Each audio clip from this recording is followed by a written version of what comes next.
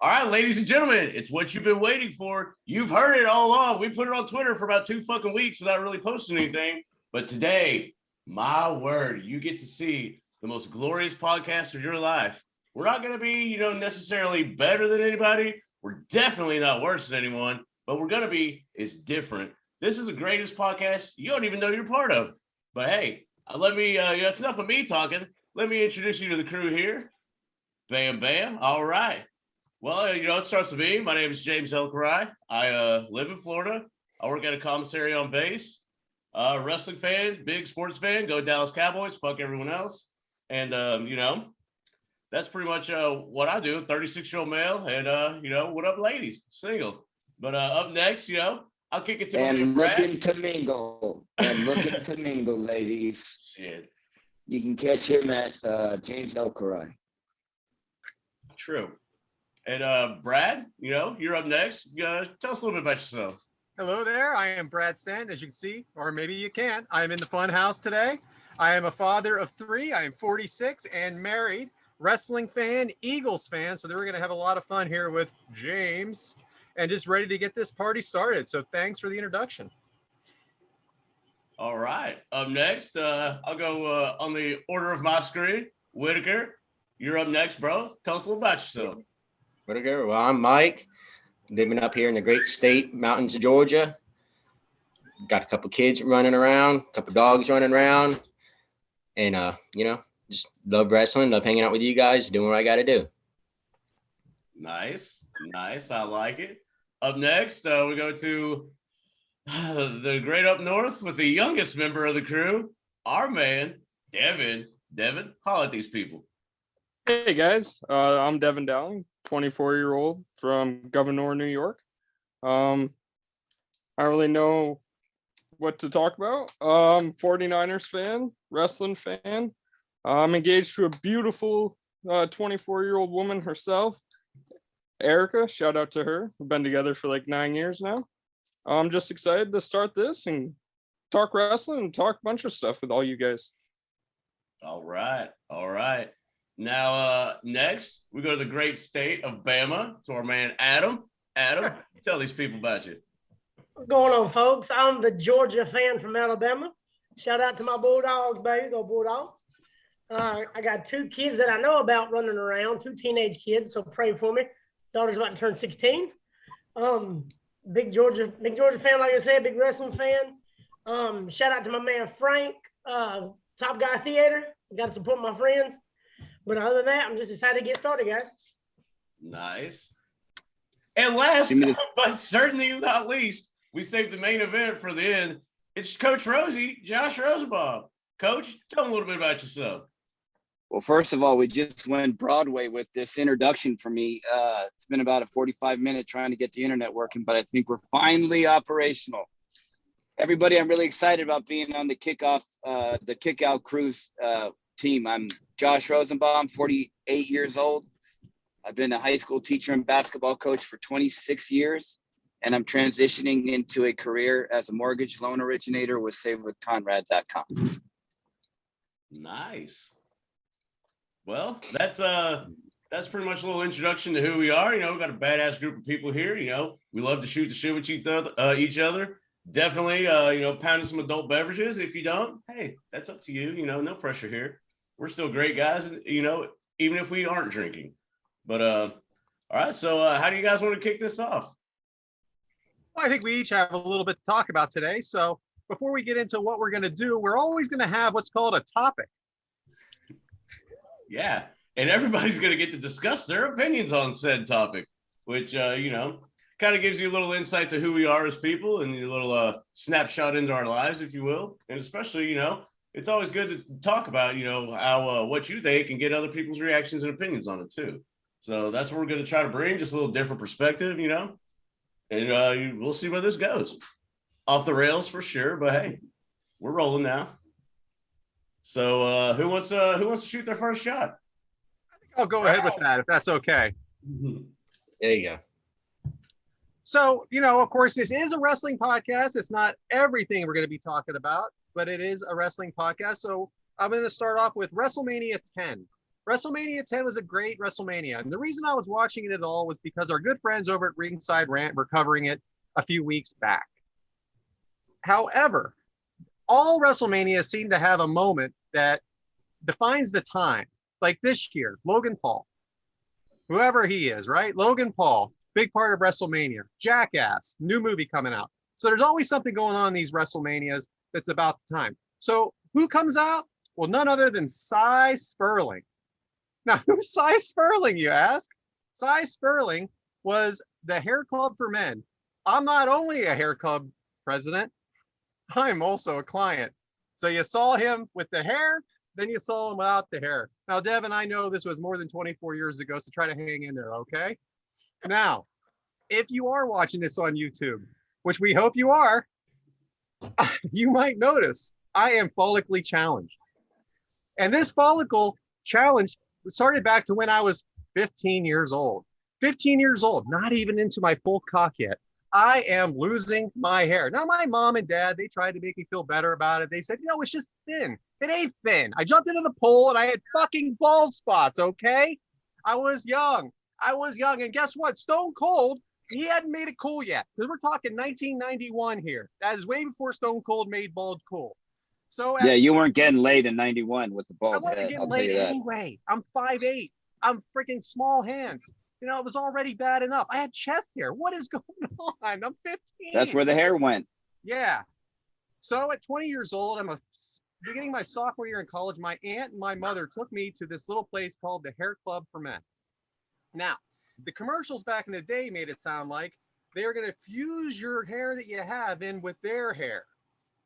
So we get there, and I'm looking at all these commercials. They actually have one that showed you can actually show that you're growing the hair back. Start here, start here, start here. Now, I didn't really need to do that because I wasn't completely bald yet. However, it was all BS.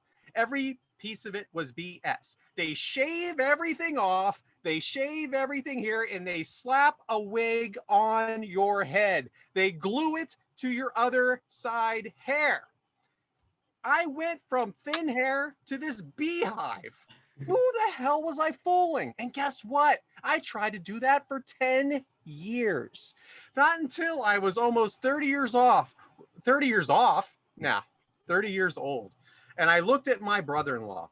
I looked at my cousin's husbands, and they were a half carton of eggs, all bald. And there's me, Brad Stanton, with the beaver on his head.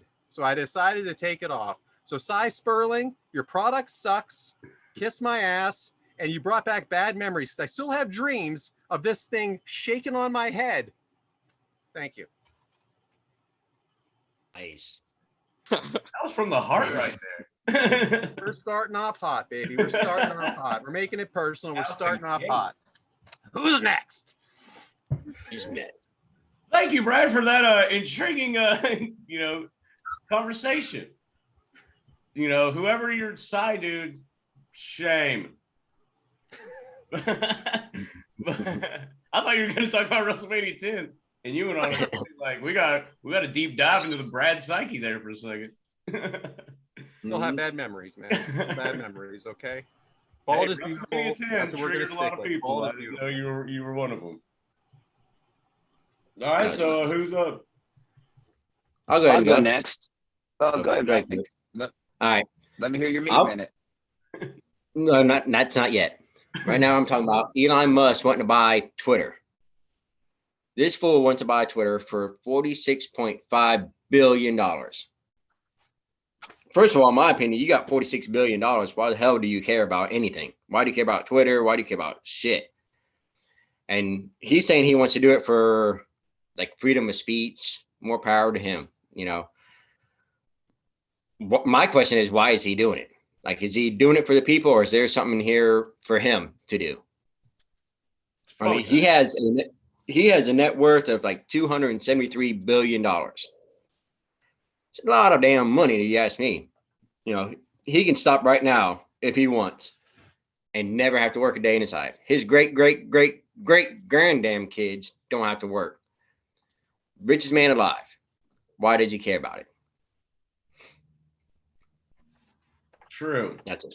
I kind of do think it would be some type of like he says free speech, but if he owns it, he could totally say what goes on there and what doesn't. he can do what he wants and everything else on it. Yeah. So, but my point is, like, why the hell are you going to spend $46 billion on buying something like that? Especially when you use that money for other goods, like free beer or something. You know what I'm saying? Yeah, like buy us all a beer. I'll be happy with that. That's right. If it wasn't like the share, give the world a Coke type of thing, what if it's like Elon, give the world a beer, Yeah. That's Hashtag it. Elon gives beers. Make it true. Yeah, right. I mean, is what's in it for him? That's my question. What's in it for him to buy it? It's a very good point. He owns enough. True. But we'll get Donald Trump back on there. He does it because he wants to. He does it to get his name out there. There's no reason for anything other than that. He just wants to be in the news.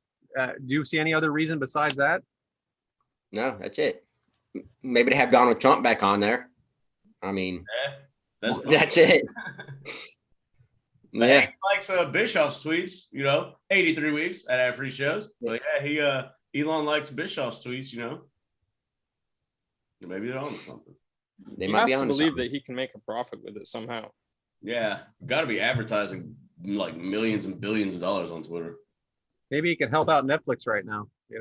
But every other tweet on there is gonna be a damn Tesla ad. What we can do? Yeah, like that tweet, it's like verify you're not a robot. Did you buy a Tesla today? Have you bought one? Like be his little verification. All right. Well, great topic. Who's up next? I'd be happy to go.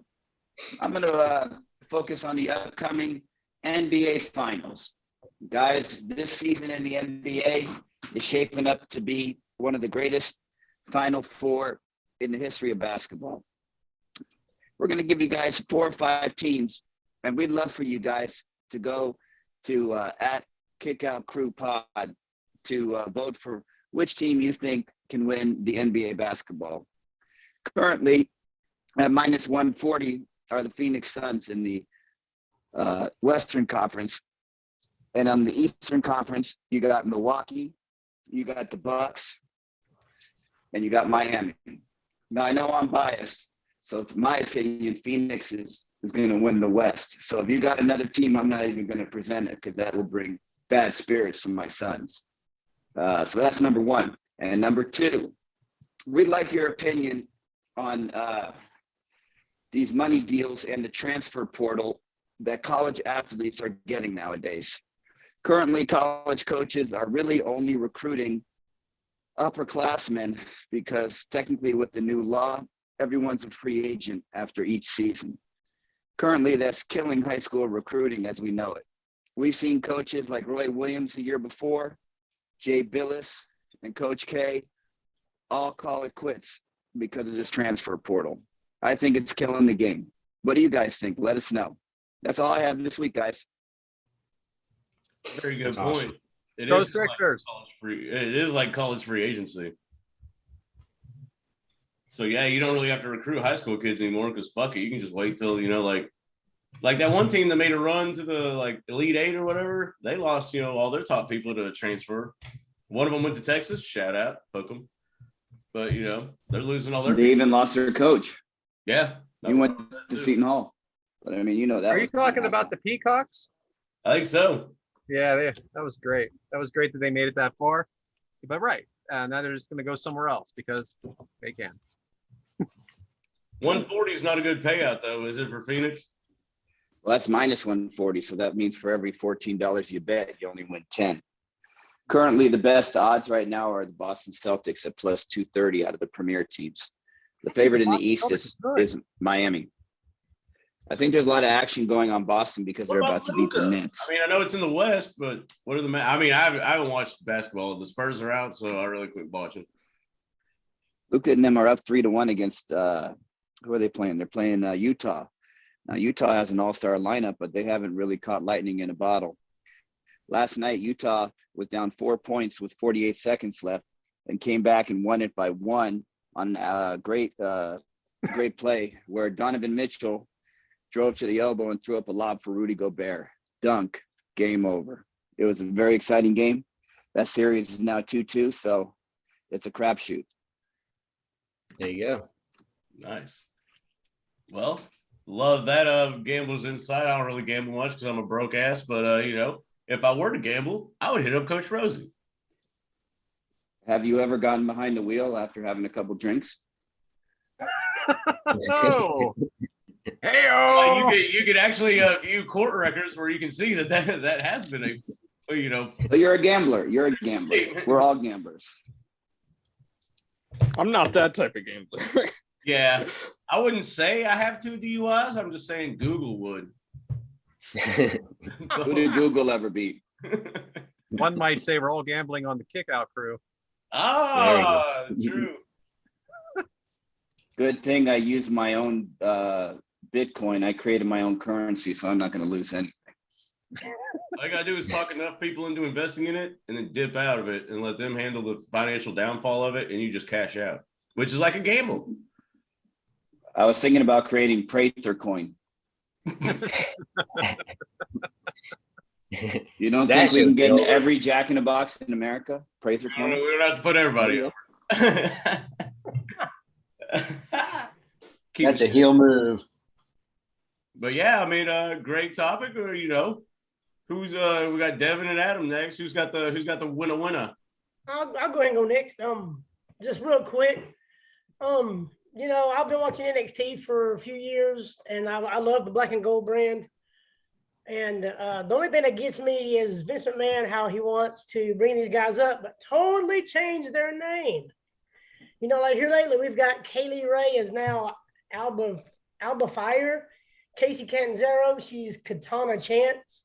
Where are these names coming from? Raul Mendoza is now Cruz del Toro.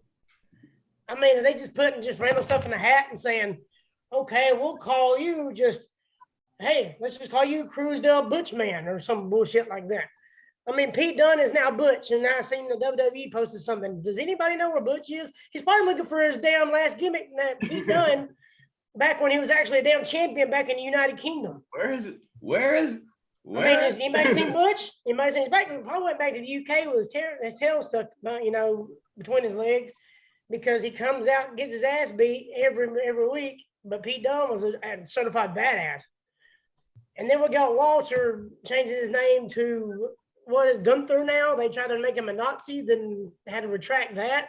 His sidekick, he got named a Nazi. They were trying to retract that now. So do some studying before you give these guys new names. Raquel Rodriguez now, just because they used her real name, he wants to own everything. You can't own it all. Just because you think you own everything doesn't mean you can own everything. But it just chats my ass. I just want to get that out there. You know, It is not just funny, that, like, though. But you're if right he about changes a name, he owns 2 names. You know, Yeah. and Raquel Gonzalez, it's not this they didn't change her name maybe, but why is she smiling so damn much? She's a badass constantly in NXT. All of a sudden now she's like, Yeah. you know, smiling big. She's Raquel Rodriguez now because Gonzalez is her legit last name. They can't own her last name, so they changed it to Rodriguez just so they can own it. That's the only reason why they changed it. And it just don't make any sense. I have an answer to that question. It's you guys have to kayfabe this, but the girl that's got a smile on her face has been with Batista a couple of times. Yeah, there we go. I think that's So Braun she knows how Strowman's big it fiance. is. You would know, Devyn, but thank you for the clarification. But funny that you were the one to say it too. But I agree, Adam. I don't think they should change their names. Honestly, I think they should stick with their real names. Let them come out, be who they are. I don't like to go. Tell me Alba Fire's not John Alba making his big debut? Oh, That's it. think about That's what that. it is. Wow. Okay. I mean, let them be who they are. The thing about Hey, Butch, you don't the sound problem- like a businessman. You don't No. sound like a businessman, Mike. You don't like to make money off shirts. You don't like to make money. That's the WWE. They don't give a If toot they're about us. If they're going to change names, at least make it something better than what they give Stone Cold, Iceman Frost or whatever they wanted to name him. I mean, give them Frosty something that makes McFreeze it. or something. That's like it. That's it. Frosty McDagger or something like that. So if you want to change it, at least make it something that sounds decent, you know. But no, it rubs me the wrong way because I actually have been in the ring, and when you work that hard to get your name built up, then it's like all of a sudden we're going to change your name. You got to basically starting over, and it's hard for people to do that. It really is. I tried doing it after witness protection, and I had to go back to my original name. That's a story for another podcast. Yep. As Conrad will say, we'll save that for down the road. Exactly. We're kicking the can on that one. The Butch thing really bothered me though. Those suspenders and hiding his hair under the hat and everything like that. But yeah, when he's in the ring, he's still Pete Dunne. Yeah, the bruiserweight. I think what bothered me even more was making an angle out of the fact that they broke Big E's neck.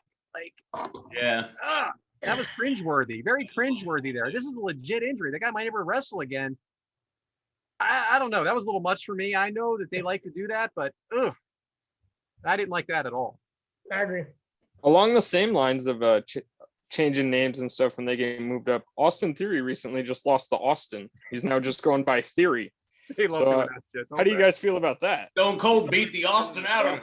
Just wait till it's Theory versus Riddle. That's a Theory versus Riddle. the match of the one name. Oh, that's what they're setting up. Well, who's next going to be in there? Like, like alliteration and coming off the top rope. Mm-hmm. I remember when they got rid of Langston, Big E Langston, like just Big E. They do that a lot. I don't have any problem with Austin Theory. That sounds good to me. I don't know. They want to make it a little different, I guess. It is weird they changed the name though, Adam. It really is weird because they're the ones developing this character to begin with. It's not like it's coming from AEW. Right. It is strange. But great job, Adam. Yeah, that was cool, Adam. Nice one. I don't get much time to see NXT, so besides Butch, I didn't really know any of those people, so I'm definitely going to go start to watch NXT 2.0. Kind of threw me off when they made that switch, so I had to divide up my time. So I'm going to go back to it. Thanks for that information. It sounds like they're really starting to catch some steam. Yeah, 2.0. It does sound like Ciampa's keeping his name, though, which I found very interesting. What a great moment that was with Triple H, by the way. Yeah, that was awesome. I love Triple H, and that was just a great moment. I don't know if that was planned or not, or that was something he decided to do on his own. I really enjoyed that. I dig it. So who's next, buddy? I believe that'd be me. For my topic this week, for my Devyn's demographic of the week, I'm going to talk about another couple that are in the professional wrestling atmosphere, and that is young Samuel Guevara and Ty Conte from AEW. They're pretty controversial right now in the wrestling atmosphere. Not a lot of people are loving the relationship that they've been showing, but I love it. Sammy's my guy. Been watching him for years, and I'm just loving the hate. He's bringing it in. He's going to be a top heel in this business, I believe. I wouldn't say it's a controversial thing. I think it's more of a shoving it down our throat type of heat. It feels like they're in the middle of something here. Look at them. If they just go ahead and if he turns it 100% into a heel, I think it'll be great. But it just feels like they're kind of in between right now. He needs to kind of decide which way he wants to go. But I think he does have the potential to be an awesome heel if he puts 100% into it. Do you think that was the plan? Do you think the plan was to be a heel, or is this the fan reaction? I think it's fan reaction. I think they changed it up. I think Sammy's taking all the heat from Cody leaving, honestly. Well, like, he was the last picture of person to them in face him in the ladder match and everything. The picture of them in bed with the belt and stuff. Let's face it, none of us look like this. You got this guy that's shredded. You got this girl that's hot as hell, and they're covered in the belt. Like, yeah, we're not going to relate. We're not going to relate. But if I was him, I'd be like, hey, you're just mad because I'm dating a hot chick and you're not. I would so do that too if I was him. I don't blame him for doing it. Like Carmella and Corey Graves, they're dating, and yeah, they have their own little YouTube bullshit, but they're not every week being like, oh, look at like my first fucking girlfriend ever, like, let's parade around. Oh, and then let's shit post each other fucking constantly. I stand with Pyres, #. But yeah, it's too much, man. It's like a 13-year-old girl that just smoked her first cigarette. Like, look at me. Now, I'd like to speak on this. This is an angle that many people probably won't think I'll have. But I watched the Sammy Guevara vlog for a long time, and I fell in love with Pam. And to bring that girl, I mean, what a guy does on his own time, you know, hey, do what you got to do, pal. I don't cheat on women. But don't bring her into the ring and ask her to marry you. And then 2 or 3 months later, end up with this lady. If you are, don't capitalize on it financially, because I can only imagine what Pam is going through. Or maybe she's not. I don't know. This is wrestling. But if she's not upset or you know, feels humiliated, that's the greatest work of all time. That's why. And I was big on Sammy. I love Sammy Guevara. I don't love him anymore. I still like his moves. I still like his moves and all that, but he's kind of dorky. Dorky guys can't be heels. You know, I don't see Sammy Guevara squaring up against somebody face to face in a punch out. He went and beat up that car with a bat. He wouldn't just go up to Scorpio and say, hey, let's get in the octagon. Hell no, he'd get his butt whooped, but he'll take a bat. He'll cheat and run around. That's not Sammy.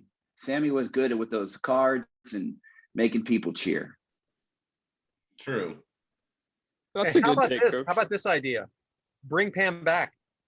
Woo! I want to get some heat. Put her in the ring. Dude, imagine if Scorpio brought her out. Yeah, that would work. Scorpio and Ethan Page, bring her out as part of American Top Team or something. Oh, that'd be great. That would be money. I am Yeah, on that that would whole, be great. like, you propose to this chick, a couple months later, it's like, you know, don't talk to me, don't talk to me. This is none of your business. Don't talk to me, don't talk to me. And then like 3 days later, it's okay, we're together. Like, oh, I bet y'all were, you know, there's some It was a little longer than that. there's some smashing going on. Like, oh, Sammy, are you sad? Come here, Sammy, you sad? Boom, smashing. You know what I'm saying? Like, I don't know. It seems a little. He proposes to this chick, but you know, there's something a little dangling over here. Once again, I don't know this for fact, but boy, that timeline moves pretty fast from proposal to me and Ty are together. Like after and in between that was still the, you know, Ty's off his Twitter because people are bullying her because they think that they're together and they really aren't. My fucking ass. They were together the whole time. Like that's stupid.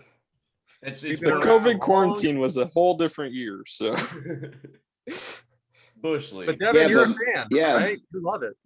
It might have been COVID, but I only entered one orifice the entire 2 years, my wife's. I didn't go dipping and diving from one person to another. Don't use COVID as an excuse, young man. well, I'm just saying, if you have to be quarantined with a beautiful woman like Ty Conti, and you're not able to go back home and see your girl, stuff is bound to happen. You know? Oh, Especially- listen to you. All right, well, hey, you're about to Right. get, you know, you're engaged and stuff. If you just got quarantined off with some broad, you wouldn't like. Well, there's a difference in Pam and Erica, you know. This is where your microphone should go mute. I mean, the thing about Sammy is like he showed up on AEW TV. I didn't know who the fuck he was because I don't really dig into like the independent shit.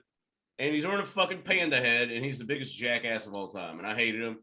But then, as he started kind of getting grouped with Jericho and stuff, which Jericho is in another faction, building stars, like because that's what he does. He's great at it. But at Double or Nothing, the little stadium thing, when they put Sammy over big time, hell, we were at that pay-per-view cheering, Sammy, like he was the star coming out of it, you know? Yeah. He was the rocket ship was strapped. And I don't know what happened since then, but whatever they're doing right now, America's couple, get the fuck off my TV. Like, I do not care. They can wrestle together and all that. That's cool. But this fucking storyline, like, oh, look at us. They hate us. Y'all are mad. We're not mad. No one gives a fuck. That's what we're saying. We're not mad. We're expressing that, hey, no one gives a shit. And they're turning that into, y'all are mad. I ain't mad. I'm just like an adult. Like, I don't give a fuck about that. Hey, Devyn, let me prepare you for marriage if you're thinking about pulling that Sammy thing. How many kids do you plan to have? 2 to 3. Okay, so 60 days after every childbirth, nothing. If it's a C-section, it could go to 3 to 4 months. So you better be ready for that. Prepare yourself for that. It could be months and months. You So, act like in these 9 years with Erica, there hasn't been 60 days in a row that she's been like, Hey, listen, knowing what a good saintly young man you are waiting for marriage. I am preparing you for Absolutely, coach. after the consummation. Buy some lotion. They make a warming gel now, and I mean, you get a fleshlight, you get a warming gel. I mean, are women? You really need a woman? You know what I'm saying? You would know. And we are off the rails here. I think. As heard on Rebels Happy Hour, Astroglide hooked me up with a nice 8 or 9 bottle different assortment of lubes and body oils and edibles. Thanks to Cody Ryan Forrester, I won that sweepstakes. So it pays to listen to the Rebels Happy Hour and Cody Ryan Forrester. Yeah, get all the lube you need. My wife's been walking straighter lately. On that note, what about these matches? I kind of forgot. I forgot my topic, which is the great Nolan Ryan. They're making a movie documentary about him. I believe it comes out May 1st. Don't quote me on that, but it happens to be the 31-year anniversary when he threw his 7th perfect or no hitter. 7 no hitters. I believe second place is Sandy Koufax from Black and White TV. With 4. The man has let me look at this. 5,714 strikeouts. The closest person is second is Randy Johnson. He's got like 4,800 something. Like nobody's touching that record. One season he struck out 383 batters. No one's even close to doing that. The man played for 27 years. 27 years. I was watching highlights of him. I thought he was just like in the 80s and 90s. Like he was playing in like the 70s and 60s and all that. The dude He won the World Series with the Mets in 1969. As a relief pitcher, he came in to do some relief pitching and struck out. He reportedly threw a 108-mile-an-hour fastball, which I guess is not technically on there, but one that was officially clocked was a 102, and this is when guys were like barely breaking 90. His last game, he tore something in his shoulder or in his elbow, which is pretty much what retired him at the age of like 46, I think he was when he retired. Great age. He went out there, blasted something in his elbow, threw one more pitch, 85 miles an hour, and then walked off the field. And we all know the Robin Ventura thing. Nolan Ryan was 46 at that time. I believe Robin Ventura was 23, 24. Nolan hit him with the pitch. Ventura started to walk to first base, realized, hey, I'm about to make the dumbest fucking decision of my life right now. Charged the mound, and Nolan Ryan fucking whipped his ass as an old man. I think he's heavily underrated. I know that documentary is going to be really, really good because, I mean, he was born in Texas. He's a tough motherfucker. He played forever as a pitcher, like constantly, roasting like fastballs. And, he's just a badass. And he didn't get the love, he deserves, in my opinion. I loved him when he was on the Angels in Anaheim, or California, they were called back then in the early 80s. Yep. I mean, I know you guys, Brad might remember that, but those were some good teams back in the day with those Angels teams. They had some great offensive teams.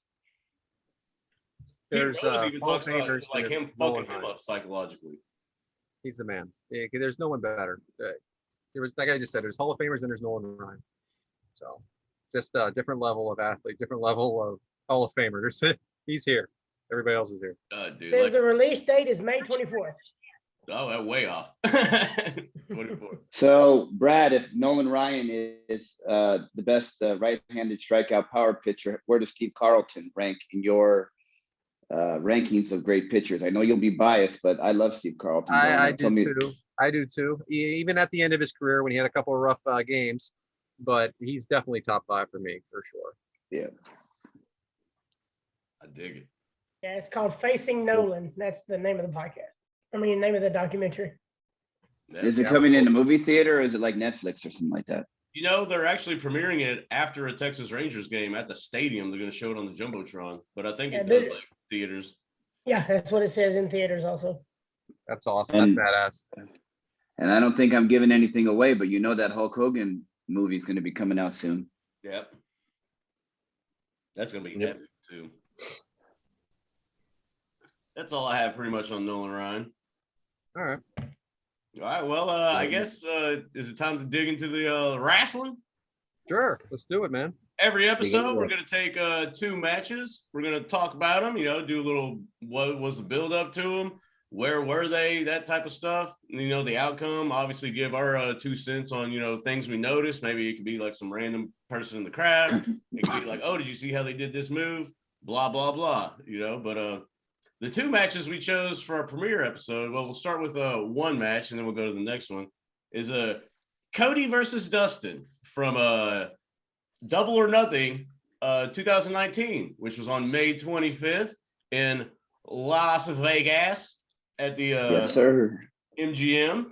Coach Rosey, we have a person that was actually there in attendance, which we will get to. It was AEW's inaugural pay-per-view.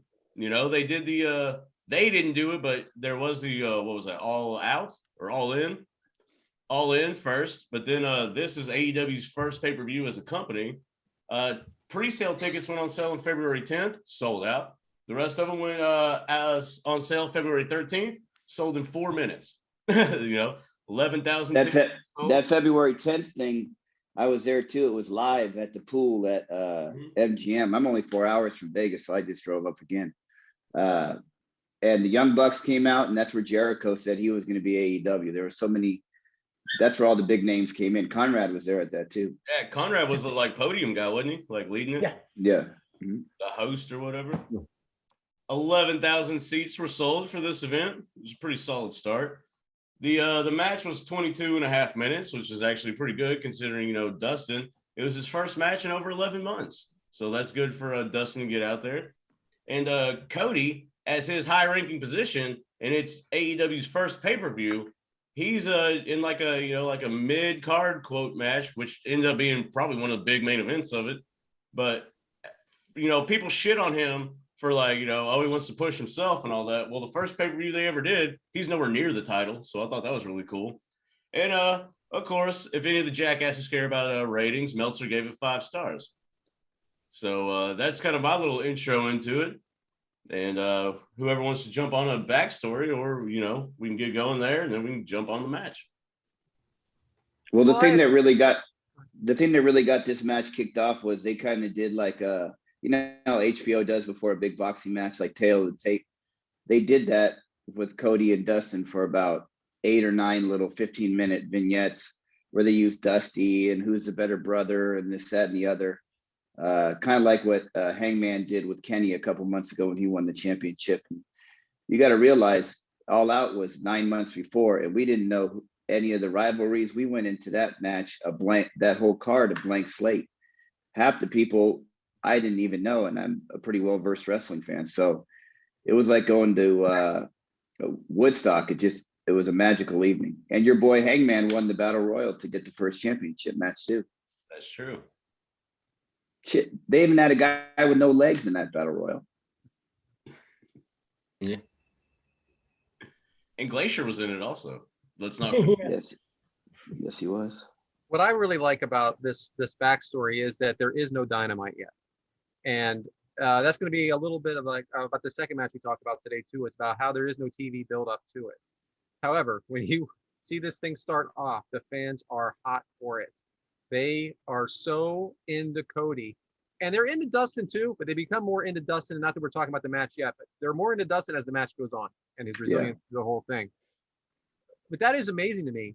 Just the fans just wanted this so much, just from social media. Yep. I had created this match. The build in a Raw and a SmackDown is so important, and for them to be able to do it without that was amazing to me. That's what really makes this match stand out to me. The match is great, the ending's great, everything is great, but just the way they got there is just fantastic. And as I remember, I don't think they gave us a Let Me Up match. I think they went right to the Kenny Jericho match. I mean, it was boom, boom, action packed. That's true with because you can't broadcast on a weekly episodic TV. So, it's easy to promote shit then when you see it 5-6 weeks before the bout. But just to straight up do it on social media and, just mouth, word of mouth, is really pretty impressive because they were lit for this match. The crowd was ready. And what really is something too is that Cody is a heel. He's acting like a heel for this entire match. Yeah. To me, anyway, I've rewatched it twice. Man, he's not being nice, and the fans love him, which is so different than the way they felt about him when he left. It's amazing that that is the same guy. Yeah, well, he Yeah. acts like he's the little brother that has been kicked to the side the whole time. So he's just trying to do what he can. Say, hey, I'm a Rhodes too. I'm just as good as Dustin. See, that's kind of how I took it. I think it was more like a passing of the torch from Dustin to Cody. You know, so like, I mean, that's what this match was about, was family. I mean, it all came down to Dusty. I mean, as soon as they stepped in the ring, there was a big Dusty chant. True. And So- having Earl Hebner as the referee, that made it a big match feel for me, is having the Hall of Fame Earl Hebner as the referee. That's what topped it off for me. Right. Hall of Fame cheater. That's right. I felt like Jim Ross, he was on top of his game during this entire match too. It was like classic JR. Yeah, and they were fresh into it too, so it's not like he had dynamites every week. You just boom, like pay-per-view JR, like he's going. Mhm. Who was There's it? nothing Did JR and Excalibur? Because Tony wasn't there. He was in JR the front row. Excalibur and Alex Marvez. Alex Marvez, yep. Oh, Alex Marvez. I think Marvez is actually a very good commentator. He gets a lot of crap for it. I think he's better than what they give him credit for. I agree. And super nice guy. I mean, I've met him back in Chicago. Super, super nice guy. One of the nicest guys you'll ever meet. That's cool. So, Mike, you wanted to do a breakdown of this match, or was it you, James? Like this is a really great match altogether. Yeah, we could just talk our way through it. I mean, I got like a little move by move thing, and then we can discuss like our favorite moments. Well, I'll tell you my There we favorite moment right off the bat was seeing Dave Silva in the front row.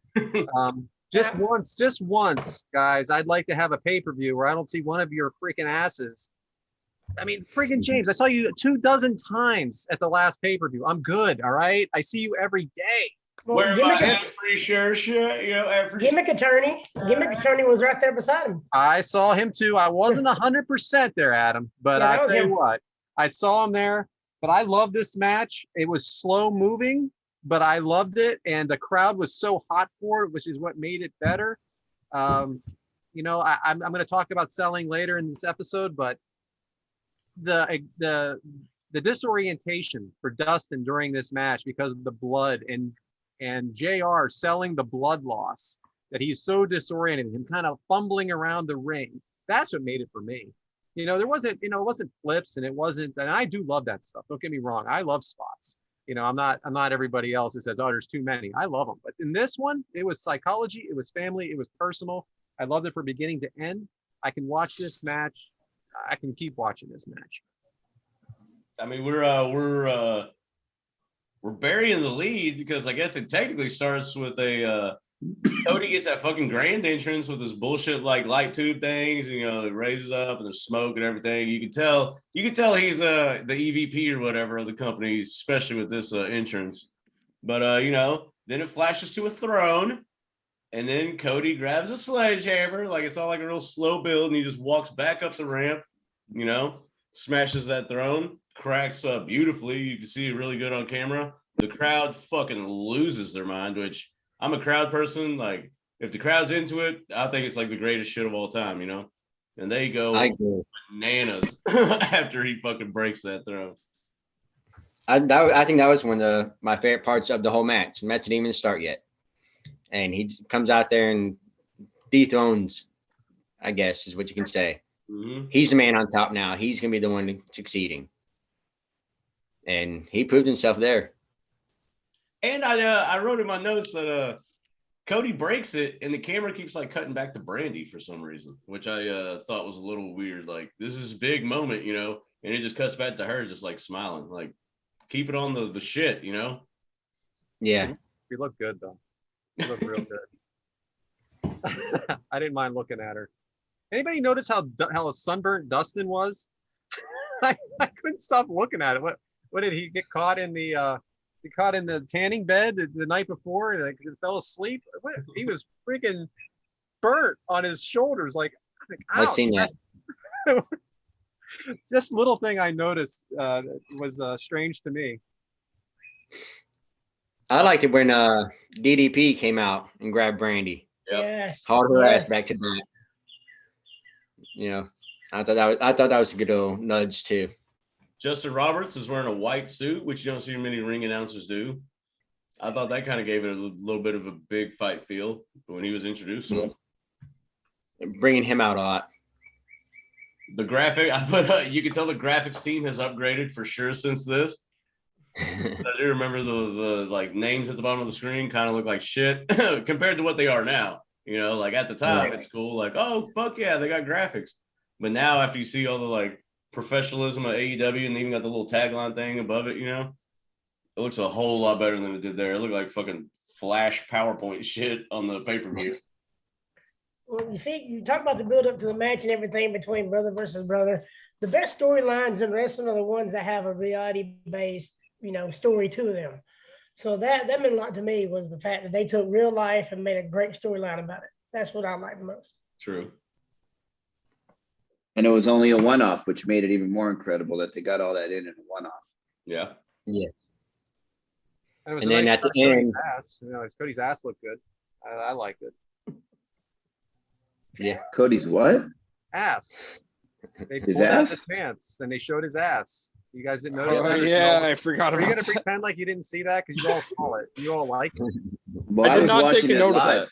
that. Yeah, I wasn't like, I'll be looking at old Cody over there. Something Sammy Guevara would do right now with Tay Connie, but you know. Hey, now we're I gonna was leave focusing on continuity out of Brandy. this, 'cause that thing is out of this world. That's definitely true. I loved it what when do you think Brandy about speared Dustin. after the match? Oh, the promo he cut about, you know, I don't need a partner. I need my brother. Yeah. Yeah, That was dope. Yeah, I mean, I hate it for the guys that had to follow it, honestly. Yeah, I wrote it down word for word right here. Cody said, I don't need a partner. I don't need a friend. I need my older brother. And I was just like, I was about to tear up, honestly. That took me. That was a great moment. The first time I watched it, I did. I ain't gonna lie. I mean, I caught a tear. I ain't afraid to admit it. Hey, Adam, how would you cut that line in a ring since you have experience? I heard the way Cody did it.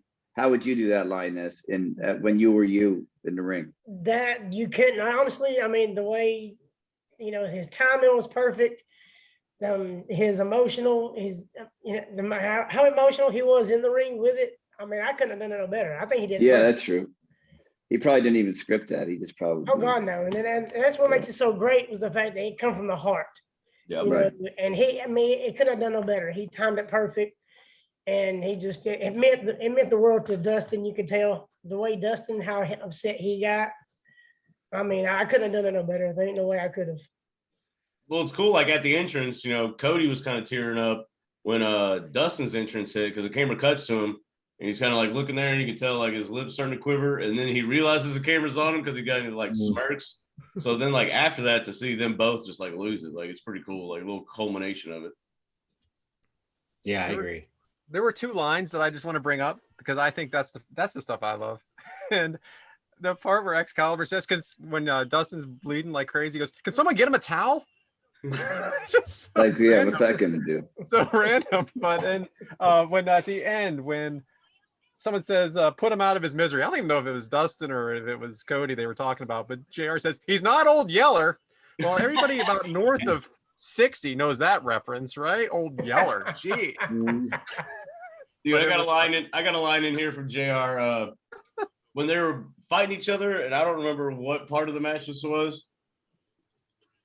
It's JR on commentary. Just have a wrestling match, beat somebody with a hold. Because I think this is when they started incorporating all the bullshit like belts and whipping each other. And see, that's the thing. It started out great. I mean, they had the old school strong lockup. I mean, that was great. Dustin has some of the best punches. I mean, just the way he punches, if you don't watch, it's great. I mean, He went out to the crowd a little bit too. Or, well, Cody threw Dustin in the barricade and then faked to throw him in the crowd. And the crowd's like, whoa! And he's just like, nah. And then turns and throws him in the ring. I thought that was a cool spot. That's how you get a little heat. You're right. And Adam, as an in-ring performer, I mean, you had to just love something like this, right? Oh, I loved it. Yeah, I watched it twice. Even after I wrote down my notes, I watched it again just so I could because the pacing of the match was great. The emotion, like I said, the best storylines in wrestling are when they're reality based. Those are the best storylines in my opinion. Those are the ones that I like the most. The crowd was loving it. Like a lot of my notes is just like crowds chanting this, crowds chanting this, crowds chanting this, you know. They don't even lock up and the crowd screaming Dusty, you know. Like, They're going ape shit. yeah. And I believe they did the "This is awesome" thing before they even fucking touched each other. Before they touch. Yep. And it was a great match too, so it lived up to it. Yeah, "This is awesome" chant right at the beginning before they even touched. I mean, crowd was ready. Hey, and like Brad said, no TV, no Dynamite, you know, just straight up like, we want to see this shit, you know? And you can tell production has gotten better because there was one or two horrible camera spots where they kind of showed Dustin blading himself. I don't know if y'all caught that, but you could see Dustin kind of hide, and they showed Dustin laying there doing it. And I was like, oh man, no, get it away from him. I mean, that's the thing you don't want to show.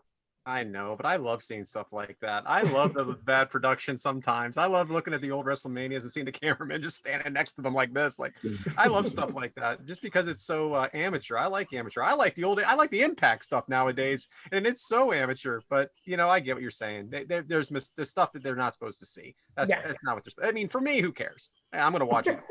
Right. Well, I loved it regardless. It didn't take away from the match at all. Just, I guess because. Being in the ring before, I know how hard they work to hide that and, to place it just right in the match. And the only time you don't want to be shown on the ring, on the camera is when they're showing them. So that's just one little thing that I can grab about. And other than that, that's the only thing I've noticed that was negative about the match. Everything else is great. Nice. Well, are there any final thoughts from the crowd out here? Before we move on from this match, I would like to ask Coach Rosey, you said that you had a Ron Funches story to share with us about this pay-per-view. Oh yeah, good point. Thanks for reminding me. So I took my son Andrew to this, and he was 12 at the time, and our seats were up in the nosebleeds. I mean, the last row. I bought them off of a third-party vendor. So I teach my son how to meander down. We got to the 8th row. So there were 2 empty seats in the 8th row. We go and sit down for about 10 or 15 minutes. I'm just shooting the shit with Mr. Funches. And then security comes over and he says, guys, these aren't your tickets. You got to move. And Mr. Funches Ron goes, oh, I bought all 4. They're good. So we got to sit with him the rest of the time. And he was in a Ric Flair pink robe with the feathers and everything, and he was cutting promos, and it was just a fun night. And he was so nice to my kid. I got to teach my kid how to get all the way down the 8th row from the worst seat, so it was practical and fun at the same time. There you go. That works. Awesome story. That's a cool story about a great comedian. Yeah, he is. Yeah, he is great. All right, so that wraps up, I guess, the old match number 1. Always, I don't know, that match is going to go down in history, which, was a 5-star match, blah, blah, blah. But, it's good that we, get to talk about that, get to relive some of our favorite moments of it, brother versus brother, like kind of the big go for AEW, if you think about it. I mean, I know it wasn't the main event, but that was a big match that ended up kind of stealing the show, if you think about it. Yeah, definitely. Definitely the main event in my eyes. So, what do you guys want to talk about next? Well, the greatest tag team match in 2022 so far, the Briscoes and FTR, would be a hell of a match to study because it was physical, there was psychology, there was story building, there was backstory with those videos they had. I mean, this was the culmination of 8 or 9 months of storytelling to this one match. They didn't even really see each other or touch each other but once or twice before this match. So when they locked up, or actually before, when they just started headbutting each other like a bunch of wild dogs, just rubbing headbutting with each other. I was like, oh yeah, it's on. And it sure was. And the match we're talking about is FTR versus the Briscoes. And it happened April 1st of this year, 2022, in the Curtis Colwell Center in Garland, Texas. The attendance rumored over 2,000. That's pretty much all the info you can find on that. Obviously, pay-per-view vibes are a little shifty because, not everything's, formulated and all that. But it was the 15th Supercard of Honor and first one since the G1 Supercard in 2019. It was Ring of Honor's first live event in 3 months since Final Battle 2021. And the first one after the purchase of old Mr. Tony Khan. So this match length went a total of 27 minutes, 25 seconds. And shockingly enough, Dave Meltzer gave this a 5-star rating also. So I would have given it a 5-star too. FTR's theme kicks ass. When they come out, their theme is awesome. But I mean, I guess we can talk about how we got here. So how did we get to FTR versus Briscoes? So who's the best? Oh, go ahead. Brad. Again, there's no episodic buildup. There is no episodic buildup, which is what's so relatable to these two matches. Here you have, I heard it on Busted Open. Shout out to Dave LaGreca and that crew. That the Briscoes would go on there and say they wanted to face FTR, and the FTR would be like, okay. So finally, at Final Battle, FTR comes out and they face them. Yeah. But other than that, that was it. It was mostly just social media stuff again. There's rumors about why the Briscoes aren't allowed to be on AEW. I don't know what's true and what isn't, but I'm glad they got to face off in this match. So it was really a lot of social media, just a lot of the fans, rabid fans like us that wanted to see it. My question is for you, Alcarai. I mean, do you get like all worked up when you hear the word "dem boys"? When they talk about when they talk about the Briscoes. I mean, don't you take offense to that as being such a I mean, the Briscoes are cool. Don't get. Or do you just go like get real excited that? No, I'm cool with them saying "dem boys." It doesn't really affect me. When it comes to the NFL, I hear it derogatorily when it comes to the football season. So like them like saying we're them boys and like being proud to boast that, I'm cool with that. It doesn't get me. Which I didn't really, like I said, I didn't really know them because I'm not like a big, outside of the WWE bubble or AEW now. Like I really don't venture that far off into it. I'd heard of the Briscoes obviously, but I've never like seen them or watched them or been a fan. I tell you one thing, they blew my fucking mind on this match for sure. But no, I have no problem with them saying "dim boys." But like you said, this was all pretty much started like I only knew about this because of Twitter and hearing the praise that they had as a tag team, the Briscoes, that is, compared to like I watch FTR and I've seen them live and stuff. Like so in my head, and I don't even know the Briscoes really, but in my head I'm like, holy shit, this could be like a super matchup, And I don't even fucking follow the Briscoes, but they convinced me enough, like, hey, you want to see this? Like, this is like two colossal titans like going at it. So to sum up what James just said, them boys are losers in the ring and on the football field. Devyn, I'm interested to hear what you have to say about this match because you're a young guy, 24. We have seen matches like this, as I'm way old, but I've seen matches. The FTR gets compared to Arn Anderson and Tully a lot, just because of the way they structured matches and the way they sold and everything like that. But nowadays, everything's a lot of selling and a lot of spots. How do you feel about a match like this? Did you like it?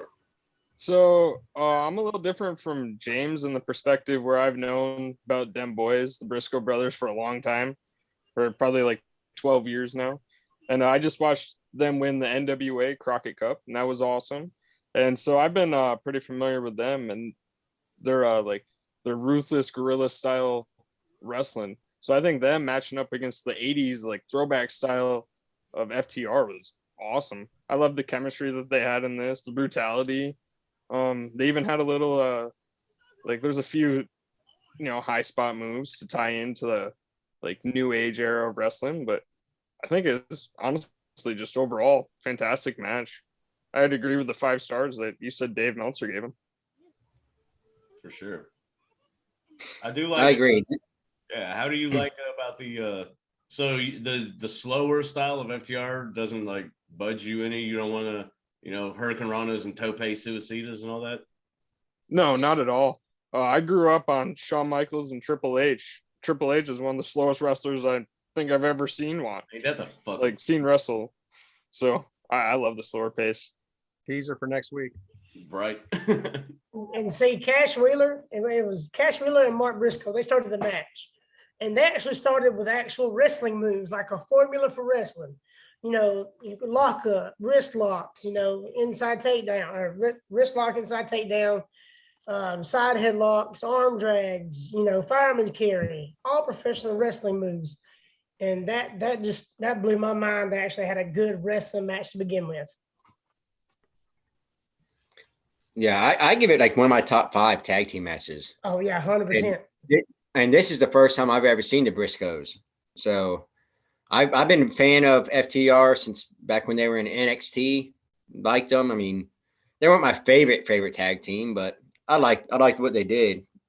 But like I said, with the Briscoes, I've never seen them. I've never seen one match or anything. And this match they put on, it was a hell of a match, and I liked it a lot. Maybe It goes that's back.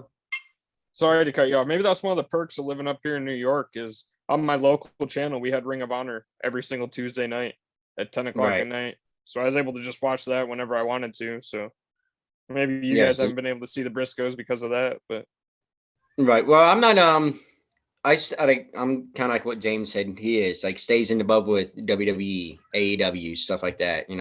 I shoot off every now and then, like Ring of Honor or Impact here and there, but not too much. Yeah, I haven't seen much of the Briscoes either. But I would love to see Dax and Jay Briscoe 101 because how good of a wrestler Dax Harwood is.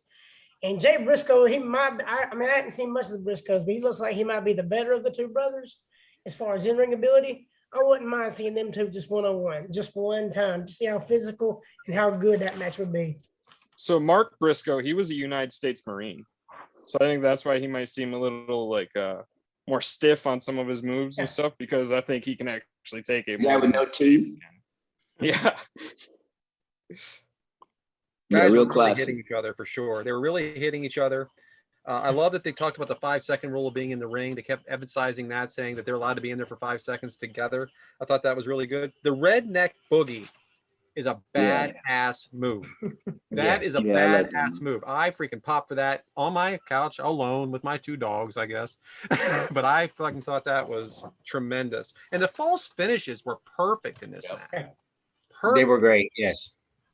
I can't put it over enough. I really can use a wrestling term. Sorry guys, but it's just you can't. It was so well done, so well done. I know we're starting off hot here with 2 very hot matches, and that's the way you do it. But I loved it. And see, they were back and forth. Go ahead, Mike. Go ahead, Mike. One thing I got real Kickout quick. crew is always going to bring the best matches. Every week we're going to have the best matches. The one thing I questioned that I had was when they were outside, they mentioned a 20 count, not the 10 count. Yeah, that's the rule in Ring of Honor. Yeah, That's the rule. Okay. That's the Ring of Honor rule. And I'm Pure glad rule. they didn't emphasize the 20. I'm glad they got kind of in there quick. I'm not gonna wait for like 13. 14.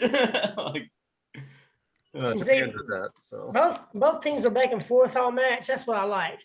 No team got the advantage more or less over the other. They were both just all physical. Anytime the Briscoes would get a little edge, the FTR would come in and cut it off. FTR would get a little edge, the Briscoes come in and cut it off. I mean, this was just really a good physical match. They laid everything in, everything looked great.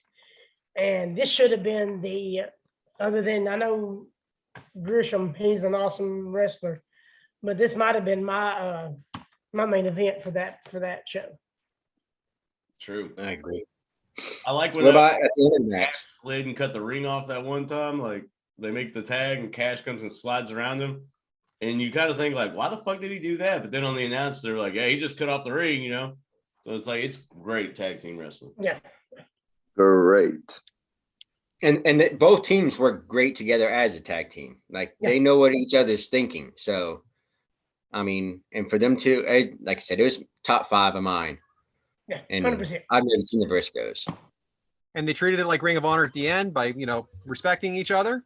Mhm. Yes, I Until- thought that was awesome. Until the Young Bucks screw it up. Hey, we're gonna get there. We're gonna get there. But they're going dark now. The Young Bucks in the recent show. They're gonna be tough guys. Love them. I do like the chanting of tag team wrestling. I've never really heard a crowd chant that, so I was like, whoa. Which is also number one, they were ready for this match, and remember, it was not through social media, So like to have the crowd that invested and that fucking pumped for not only the fact that we want to see these two teams go at it, but the fact that they're like tag team wrestling, like that's awesome. Like That was awesome. Vince McMahon wouldn't even know what the fuck that means, Exactly. No, that's not his thing. What else I got about the match? I know there's a bunch. I did like when Cash Suplex out of the ring. The suplex out of the ring. That was something. That was brutal. insane. There's a I wrote lot that of down. matches. The chop off where they're just like They're really hitting each other. like, Yeah. and a couple of them. I think Dax got a couple of them at the throat because you can see him like back way, like motherfucker. Mark Briscoe chopped the shit out of them, man. It was unreal. Mark Briscoe probably about as good as Chris Benoit as far as chopping, in my opinion. Oh, Yeah, I think they were great. And I liked how after that suplex out of the ring, they had all the people come out to check on him. Make sure he can still go. Yeah. It's hard to believe it was a 27-minute match because it didn't feel like 27 minutes at all. Oh, it didn't. It seemed like it was like 5-10 minute match. Yeah, that's what I liked about it. I do like Cash screaming at the crowd, "We are tag team wrestling!" The crowd just like erupts, That was good. And of course, they had to do the table spot on that poor table. If you watch any like AEW related show, that fucking table on the outside of the ring, every time it gets broken. I was even talking shit to Tony on his Rampage Zoom. Like, y'all just hate that table. Like every time that table's out there, you kick out this big ass security guard. I don't remember his name, but they kick him away, and somebody breaks somebody over that table every time. James, This can you time let everybody it's- know that's listening what Tony you're talking about? Oh, that would be Mr. Skivio. Skivio. WHW podcast, at WHW Monday. And, he's part of the adfreeshows.com, podcast family. But yeah, that's our main man. He's real spotty. He's real nifty. Devin, what you got? Howdy. Oh, I was just talking about that On table on 5-5. the outside Yeah. there. They did a catapult to I believe it was to Mark, where they did it upside down and hit his face off the bottom side of the table. I thought that was just Oh yeah, that was great. And he was bleeding after that, so that may have been the gig spot. Zip. Hey, we're gonna do under the table because the table has an apron, so like, hey, we're gonna do this, boom. But while you're under there, zippity doo dah, get you some. Get you some, Get you some. if you will. I do have in my notes, suplex outside was incredible. Yeah, I have the same exact thing. Yeah. I love that spot. I have that and the On the Briscoes doing the outside, big extreme. rig to Dax. I wrote extreme.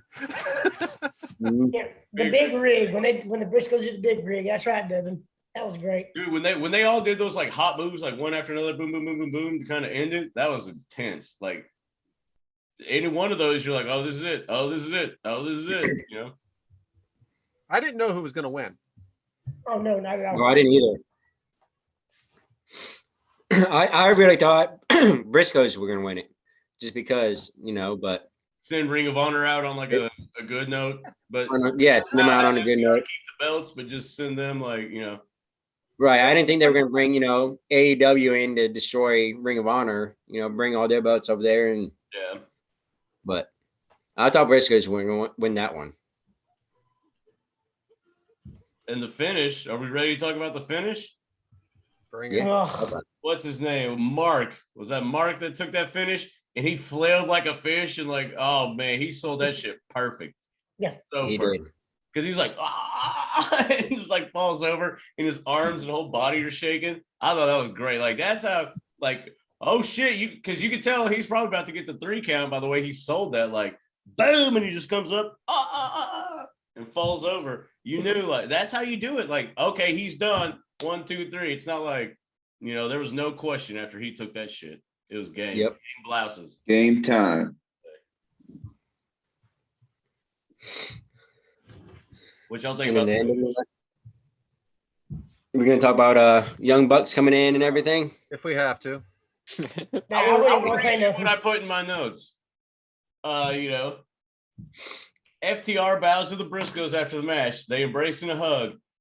Seeing this, that you just saw a classic. Great shit. They embrace each other, like, because they talked mad shit on each other, but then embraced in the ring because, they just put on a classic. I think they knew they had a classic match. Oh, yeah. That's They like, knew. they knew, like, hey, we just did something special. Like, Yep. they knew that they did it. FTR dips out to give the Briscoes their due, which I find, fucking commendable for sure. And then here's the line in my notes. Spody. Then those fucking asshats, the young cucks, come in like the bitches they are. And I will let you guys talk about that. You can sum it up with just that. I'm fine with that. Yeah, I am too. I can't stand them. it is what it is. All But- right. It needed to But happen. one thing about this match that I noticed, other than just the action, is Ian Riccaboni, the commentator for this match, is awesome. I mean, it's the first time I've really got to sit here and listen to Ian Riccaboni do a full match. He's probably now one of my top 3 commentators because he's just his knowledge, his excitement. I love it. He's such an awesome think it's commentator. Ian Riccaboni, he's one of my favorite commentators as well. As long as with Tony Schiavone. But I had a note about Ian Riccaboni saying that he reminds me a lot of Matt Vasgersian, the NFL commentator. I see a lot of similarities in their play style and their just their voice in general. He's not that old, is he? He's not an older guy. He's a younger guy. Yeah, It's late like 30s, early 40s. No, I mean, as far as I'm concerned, the Young Bucks thing, it just sets up the next match, which is great. But I mean, I don't think it took away anything. I could have done without it, I guess. I don't think it was necessary. Oh, no, Yeah, I no, don't no, either. no. It is kind of like, hey, here's your Ring of Honor dudes getting their due. By the way, I own this shit, so I'm going to send out this other hot tag team to set up. Like, the Briscoes are getting their due, but we're going to go ahead and set up, my next shit, which is like, hey, y'all have fun in there, but I'm going to send out these 2 teams to, like, feud each other. Yeah. Some more AEW. Yeah. I got nothing more on that. Anybody else have any closing thoughts? Great match, great atmosphere, and great opening card for Tony Khan in his first card as the Ring of Honor owner. True. Head to head with Absolutely. Rampage. Gave us what we wanted. That's right. So are That we it? wrapping up? Is this the wrap up? Well, We got our I do got a Our question. segments. I do got a question though. I mean, I worked this evening at the restaurant. I brought home some ham and meatloaf, but I was just wondering, Mike, do you have a suggestion on what I could maybe I could fix, maybe something better than meatloaf? Well, actually, I got a type of meatloaf, if you will. What I got is a slow smoked London boil meatloaf. What you want to do with that one?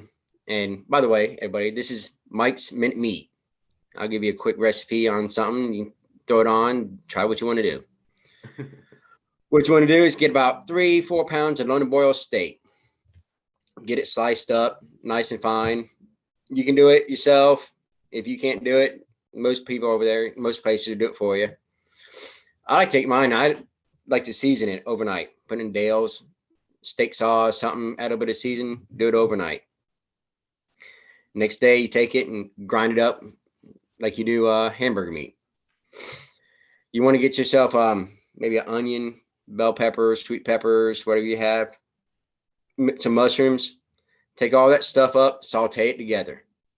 When you get all that done, mix all that nice and good with the meat. Add on about 2 eggs, some seasoning. You can go in. I like to use Killer Hog's barbecue rub with that. Throw it in there. Get your meatloaf nice and ready.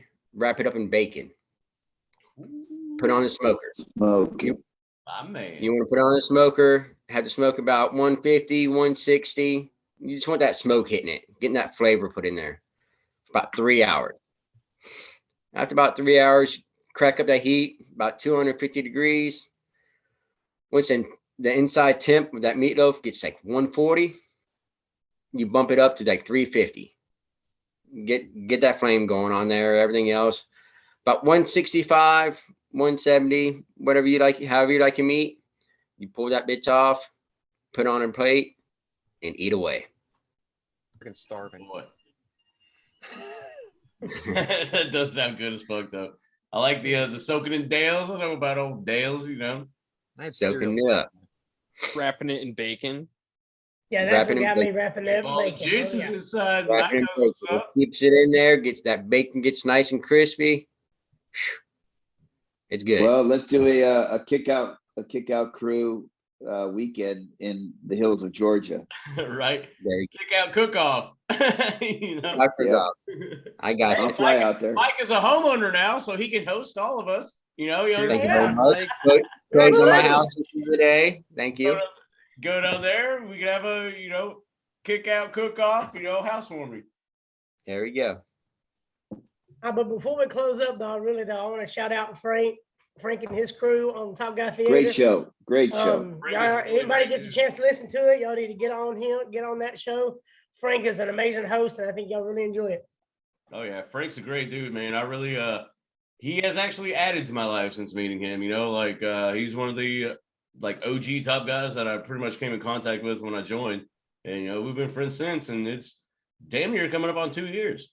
Frank's a really good dude. I've been on Top Guy Theater a couple times. Really great show. I know pretty much all of us have really good shit. Top Guy Theater, check that shit out. Top Guy Theater. It's been fun. I've been on there about 2 times, and it's great experience. Yeah, same with me. I've been on 2 or 3 times on Top Guy Theater. I think that's a fun podcast, but I also want to give a shout out to our buddies RJ and Justin Davis over at Ringside Rant. I think 5 out of the 6 of us have been on Ringside Rant's podcast as well. So I just want to give them a shout out as we're getting started up here. Yeah, they're great Yeah, guys. JD. I'd also like to give a shout out to the Filter Free podcast, also top guys.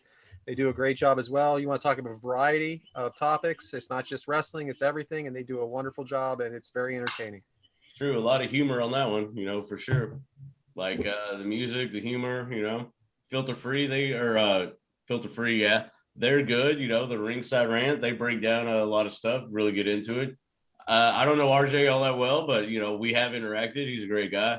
Justin Davis, of course, he's Justin Davis for sure. He's a great dude. So those are all good guys. So yeah, definitely check them out for sure. And of course, ad-free shows. You know it, baby. Adfreeshows.com. Adfreeshows.com. It wasn't for them, we wouldn't be here today. And Yeah, it is exactly. Rusev Day, just in case anybody needed to know. Oh, there we go. Well, I think that just about does it on episode 1. If anybody else got anything to add? That's a wrap. Well, That's a wrap. All right, Coach, we got it. Enjoy it, guys. we greatly appreciate y'all joining us. Hope you had as much fun as we did. Be sure to Follow check us on Twitter. on our respective Twitter handles. We also have at Kickout Crew on Twitter. And we are, if you want to email your comments or suggestions, we are at kickoutcrewpod@gmail.com. And once again, had a blast with everybody. Glad you all could join us. Hope you all enjoyed listening too. We've we got some special surprises on the way, so be sure to check that out. And just keep in touch with us. Click a like, subscribe, give us a follow, whatever you need to do. We'll have videos, we'll have audio. We may have a little extra stuff in there too. It'll be worth checking out. But anyway, this is James, and this is the Kick Out Crew, and we're signing off. Thank you for joining us. Have a great day. Peace. Hey.